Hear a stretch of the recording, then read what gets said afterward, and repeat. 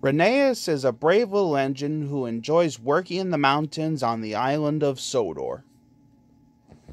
Even though he is little, Rheneas loves feeling like a really useful engine. One day, Sir Topham Hatt came to see Rheneas. He boomed, cried Rheneas, said Rheneas. But he was worried. He wasn't sure he was good enough to make the trip special. When Rheneas arrived at the station, the children and their teacher were waiting on the platform. He said to Rusty.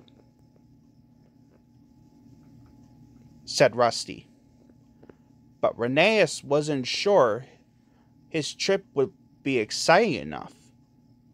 He felt like a very little engine indeed. Sir Topham Hatt had told Rheneas' driver to point out all the beautiful sights along the way, called his driver. Rheneas saw the castle every day. He didn't think it was special or important. He puffed to himself,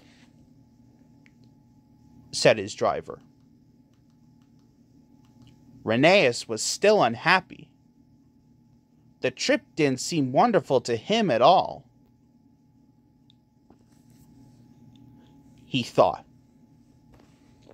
Meanwhile, Rusty was working on the rocky ridge line. Heavy rains had washed the ground from under the tracks, said the foreman. Rheneas was still trying to think of something that would make the children's trip special. He didn't know that the linesman had forgotten to switch the points. Suddenly, Rheneas was on the wrong track. "Chuff, Rheneas!" cried Rusty. Rheneas whooshed down the mountain like a roller coaster. The children cheered. Rheneas puffed up the rocky ridge with all his might. His coach clattered and bumped and bounced along behind. And the children oohed and awed. Rheneas huffed and puffed as hard as he could. He steamed across the trestle bridge. He was going so fast that the teacher nearly lost her hat. Rheneas splashed under a waterfall. The children laughed happily, and the teacher covered her eyes. At last they could see the station. Rheneas was very tired and worried, said the teacher. Cried the children.